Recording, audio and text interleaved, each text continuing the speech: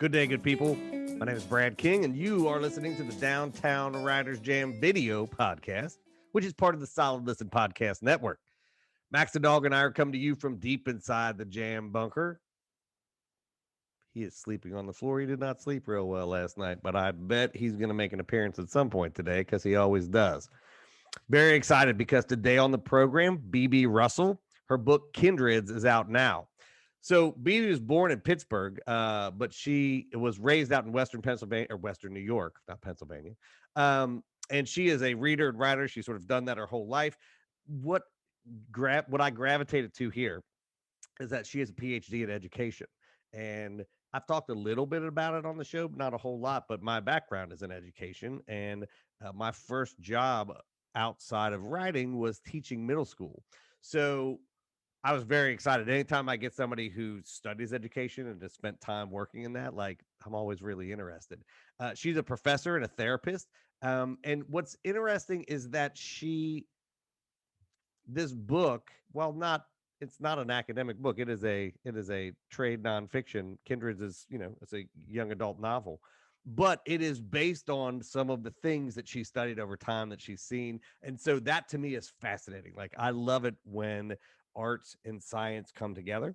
So when she's not doing all of her other stuff, she's hanging out with her husband, three kids, her dog, actually her two dogs. She has two dogs. I did not get to meet either one of them, but I was very sad. But if you're a dog person, education, and a writer, you're all right with me. Before we get to the conversation today, there's a little bit of business that we got to do. As you know, the video podcast comes out on Monday and Friday ish, and the jam proper comes out on Wednesdays. If you want to help us out, a couple things you can do. First, tell your friends about us. That is the best way for us to spread the word. And the second thing is for you to leave us a review wherever you listen to podcasts. And if you listen through Apple, you can leave us a written review, which would be amazing. You can also head on over to the Facebook page, leave us a review there. You can go to the writersjam.com and leave us a testimonial through the contact page. While you're there, you can check out this video series. You can buy the books of anybody who's been on the show by clicking on that bookshop link. You can get book reviews if you're looking for a book to read, or if you just want all of that sent to you, sign up for our newsletter. The other thing you can do is support everybody on the Solid Listen Podcast Network by clicking on that little Patreon button. If you do that for just a couple bucks a month, you'll get bonus content, commercial-free episodes, and stuff from everybody across the network. So go ahead and do that right now. Like I said, I'm very excited to have BB on the show. If you've heard me talk, you know I didn't love teaching. Teaching was not my favorite thing in the world to do. I don't do well in structured environments like that. That is not how I learned. And so it was very difficult for me, particularly as the world became much more outcome based, which meant everything had to be tracked to an outcome, which is fine. And I understand that, but not really my gig, right? I'm more of a constructivist, which means I like to let people play around and figure out what they do and don't know, and then help them fill in the gaps. And so talking to BB about education and about how that informed some of what she wrote. And again, not a direct line, but just things that she was seeing and the kinds of stories that she thought needed to be told and that wanted to tell. I just find that so interesting because it's hard. It's really hard.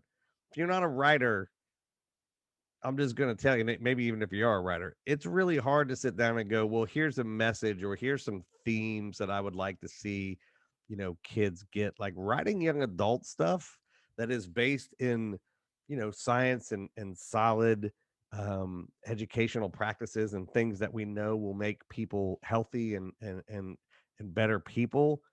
And then to also put an art on top of that, that shit is difficult. Like that's not something I could do. Like that, I just know for a fact I could not do that. So having somebody on the program and talking a little bit about that was fun for me because, it's just one of those things that I'm like, oh man, like this is really important. And if you are a reader, if you're listening to this program, I'm guessing that you're probably a reader of some kind. Like you probably read a lot of young adult stuff when you were young. And I got lots of friends that still read it, that still to this day, like go through that stuff just because there's so many. It's more open in some ways. Like there's discussions of like feelings and empathy and all of that stuff that's far more present as sort of frontline elements of the story. I don't know why. I have some thoughts, but as I always say, like I'm not an expert in these areas, so there's no reason for me to opine about it. But I just know that like that's such a formative part of everybody's reading experience and living experience. Um, that it's fun to have somebody on the show that like actually is an expert on this and is actually doing something, in the young adult space. So I appreciate her coming on the show, and I appreciate you stopping by to spend a few minutes with us here in the bunker. Max and I always appreciate that. I hope that you are doing well. I hope your day is going well. And I hope that you are taking care of yourself as you get on back into the world. And I hope that you will sit back for the next half hour and enjoy my conversation with BB Russell. Well, I was going to say, yeah. So the project started 9 years ago. Okay. But, I really wrote it in like maybe 8 months. And then for the next 5 years, picked it up, edited it, put it down, picked it up, edited it, put it down. Yeah. And it was really about 2.5 years ago that I finally decided, all right, look, I either need to put it out in the world or I need to just put it away. Yeah. But that's the thing, right? Like people, so people have been hearing about this project. Like this is the horror of being a writer. It's like, I swear to God, I'm working on it. Right. Yeah. Like I'm not just sitting in my room surfing the internet. Like this is, I mean, maybe, but like it's all in, it's moving something forward. Right. It's research. It's research. Yeah. Or like recovering from writing. So like having that moment where you're like doing stuff in the backyard with your friends, that'll be cathartic. Yeah. Yeah, it will be. And tell them not to ask you what you're doing next. Yeah, well, everyone already is like, so, is there a book 2? Is there a series? Like what, and I'm like, okay, like I'm working on it. I am, time frame, I'm not sure yet, but I'm working on it. Yeah. Judging by the last one, it'll be 9 years from now. Right, yeah. Exactly. So everybody go about your business and I'll get in touch with you when I need to. Yeah. No, it won't be that long. Yeah, it's funny because who published your book? Green Raiders Press. Okay. So do they have like a first look at the next book, or like is the next one sort of on your own and you'll sort of figure out what you're doing with it? So yeah, I can talk to them about it. And then we'll just decide if it fits with their catalog or if I'll just shop it myself. It's, it's one of those, like, as you're writing stuff, like the first one takes forever. And then the second one, the publishers are like, when is that next one coming? Right. Right. So when did you start working on the second one? Or have you? Is it really more just in your head right now? No, I've worked on it. It's probably like 3/4 of the way. I have like a really strong first draft. It's really in the editing process at this point. I started probably about 2 years ago. Once I knew that Kindreds was going to be put out in the world, I started outlining and, taking notes on my phone and just whenever I got a minute to write it down. Yeah. Doing the thing. Yeah, exactly. It's really interesting, talking to all these writers and being a writer. It's always so interesting that first book is such a like walk in the dark where you're just like, I don't really know how this works. Like, I'm just going to keep doing it. And then the second one, everybody who does fiction has told me the second one, they're like, I know how to write a book, but it doesn't help me because it's a different process I'm going through the second time. Yeah. The only thing I know is that I know I can get to the end. Right. I know I can do it. I started in a different place with the second one. I'm a lot older starting the second one, and kind of know my process a little bit better, my process now. And knowing I don't have to start at the, beginning all the way to the end. I can start at the end and work my way back. Or sometimes as you're writing, you don't know what's coming out. Yeah.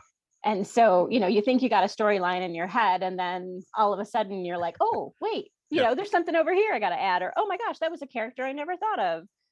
So it's a fun creative process. It's always interesting because I'm a nonfiction writer. So it's always interesting because that is not the case in nonfiction, right? Right. The story the story sometimes goes where you don't know, but it's because you found stuff out, not because you're like, it'd be really good if this guy did this now. Yeah. Yeah. Right. And we venture into in cold blood Truman Capote territory. And so it's always fascinating to me to hear writers, like fiction writers, say like, oh yeah, like I outlined it and then that didn't work. These characters wanted to do this thing and that was not what I thought they were going to do. Yep. Oh yeah. Yep. Or, a new character comes in, or you have to kill off someone that you really love, or yeah. It's my favorite story. Like I never read the Harry Potter series specifically because my writing partner loves it. He's like, you got to read it. It's amazing. And I was like, just as a storyteller, when I saw the story, I was like, well, if Harry's really going to be the one, they're going to have to kill Hermione because she really is the one that solves every problem all the She time. is. And I'm Yep. like, so like this is, and I was like, there's no way that's going to happen, right? There's zero. And Rowling's has talked later. She's like, I really should have done this thing, but like that was me, and I couldn't do it. And I'm like, yep, this is Yep. the fiction writer's horror, right? Right. Like, I love Absolutely. this character. Yep. I can't do it no matter what. Yeah. So, what is Kindred's about? Give me the quick Sure. synopsis. So the quick synopsis. So 16-year-old Lila is newly orphaned, and she reunites with a childhood friend, the one person in the world that she's still connected to, and he keeps disappearing. And so she ends up following him one night when he leaves, and he's going into this carnival world. And she finds out that the carnival is going to disappear in about 4 or 5 days. And he is going to go with the carnival. And so she has to decide if she's going to go into this carnival world with him or if she's going to just let him go. And so it's kind of her story, her process. There's some stuff in the carnival world that just doesn't quite add up. And so she's using her deductive skills, and she's connecting with some really cool people, but there's something that just doesn't feel quite right. So it's Yeah. her story of trying to figure out, all right, what am I going to do about this? And since it's called Kindreds, we know there's a hint of what kind of carnival world this is. Yes. Yeah, Yep. there's a second word left out of that title.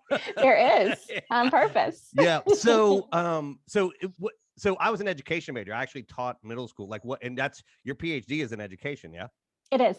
It is. What did you? Was it a secondary or was it something? What was it? What or was it? So it's overall? actually in education and counselor education. So Okay. I'm a social worker, and then I also work with mental health counselors.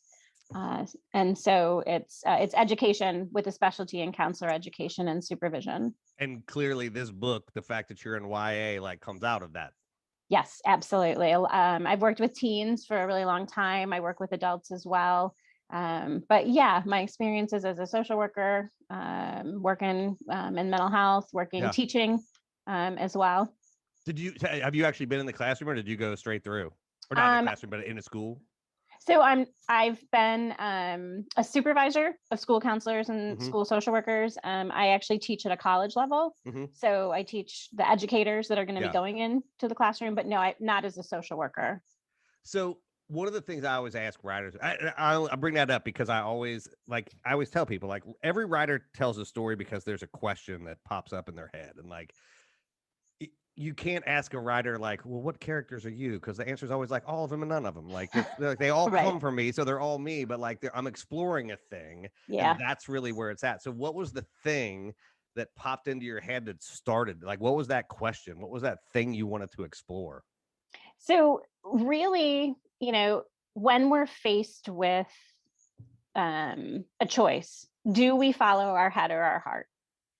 Do we, go solely based on what we're feeling? Do we go based on what we're thinking? Or really, is it a combination of both? But that's really the question that Lila's grappling with, that, the writing seeks to answer. Did it come from things that you saw? Did it come from, like, was there a moment, or was it, this is like, I'm dealing with these kinds of problems on a regular basis? Like, this is what social work counseling is. This is what social work and counseling is. I think teenagers, I think anyone really, but teenagers especially, Yeah. They got all kinds of hormones, all kinds of feelings going on. They got authority figures telling them to do one thing, trying to decide, do they want to fit in? Do they really want to belong? Like, what's the difference? Yeah. And What so, is yeah. the difference? Wait, what is the difference? Well, so fitting in really is just going along with the crowd, wearing the same thing everybody else is wearing, the same hairstyle, going along with jokes, things like that. Belonging is really more about finding a few people that accept you for who you are, and that you can be, wear what you want, talk how you want, have people love you for who you are inside and outside. Yeah. This is a big part of your book, isn't it? It's a big part of my book. Yeah. See, I'm good at this game. You I'm are really good at this game. Yeah. I love being able to guess the plot. I feel like it should be a game show where I get to ask 10 questions and I'm like, here's what's going to happen. So did you do this because Like is there like I don't know YA stuff. So like, is there a genre of YA stuff that deals with this, or were you just like, these are things kids are going through, and I don't see this represented in literature, and like I want to tell a story. So I think one of the challenges for Kindreds is that, um, it doesn't fit into one specific genre. Yeah, It is not a true like fantasy where they're going into like this whole made up sure. world. The carnivals actually could be in any town USA. Yeah, And so, there's kind of a love story, but it's not like the focal point. It's contemporary, or well, it may actually be a little more historical because it's in the 2000s at this point, early 2000s. my soul just died when you I said know. that. Well, somebody said that to me, and I was like, oh, Yeah, 2006 historical. yeah, But it fits lots of different genres. And we put it in like a contemporary fantasy because that is probably the best term at this point. yeah. But it doesn't completely fit there. Yeah. But I mean, when you were writing the book, just because it's not based on, but because the question sort of arises out of what you see, Hmm. did you feel compelled to tell that story because those kinds of things aren't represented in YA stuff, or were you not even in that? Were you just like, well, this is what I see, and now I feel like I want to tell this kind of story? No, I was seeing it. I mean, I was seeing a lot of the struggle with the young adults that I was working with, of just trying to figure out who they are. Yeah. Some anxiety, depression, feeling alone, feeling isolated, connecting with people, but then realizing that the connections aren't as strong as they thought. Yeah. Kindreds is one of those things that because I wrote it over time, I never sat down and I was like, I'm going to write Kindreds. I'm going to write a young adult. I wanted to write an adult thriller. I was Really? like, yeah, really. And what came out was Kindreds. And you And pulled the arrow back and didn't hit any target at all. did not even hit one close. Yep. That's amazing. But it's the story that for whatever reason wanted to be told. I And mean, I went with it. like studying education, like I said, like that was what I did. And that people will, like every study says the way we learn is by writing stuff down because you're processing things that are Yeah, ethereal and you have to make them physical and you have to literally decide what you mean. So there was probably some element of you working out that question as well, too. I sure. mean, Absolutely. not only like as someone who studies this, but like as a parent, like Hmm. seeing this, because I'm sure Oh, I yeah. mean, shit, I'm 49 and I'm still going through this. Like, Yeah. don't tell the kids like this doesn't ever go away. Right. And I wouldn't say that there's an easy answer, Oh, yeah, of like course at the not. end of the book, there's still a big lot of several question marks of, what next, and how Yeah. do I trust this? Yeah. It's the worst part about being adult, right? It's like you're like, oh, at some point this will be solved. And you're like, nope. Nope. Nope. Yeah. I just have more questions. Yeah. Someday I'll be dead. That's when the test stops. Right. Right? Like it's a never Happy ending. thoughts. Yeah, but I mean, like, also, like, there is something. I think that's sort of that is one of the positives about being an adult is that you stop stressing so much about the answer, Yeah. and you're more, at least for me, like you're more like I've been in trauma therapy for like 5 years. Like I tell people, it's chronic. This is never going to Hmm. be solved. Yeah. This thing within me. I just now understand how the game works, and I have Hmm. more tools to deal with it. Like Yeah. that's winning the test. It's Right. not, oh, I'm going to belong and not fit in because you're like, yeah, maybe. Right. Yeah. Right. Every situation is a new test. Yeah. Damn it. Exactly. Yes.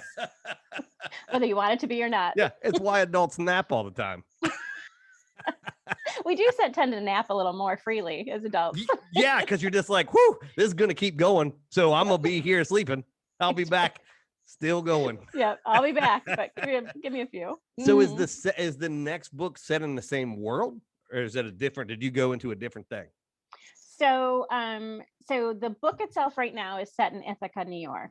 The next one's going to be in Olympia, Washington. Yeah. And we are going to go into the carnival a lot more. But I mean, so it's the same world. Like you're still in Yes. So you're in sort of everyday world here, but then also the carnival. Yeah. So what was it that made you want to keep pursuing that story world? Did you just like it? Was there lots of questions that you could pursue or like why? There's some characters in the carnival world that Lila connects with that she wants to get back to, Mhm. which she doesn't really completely understand yet or hasn't explored.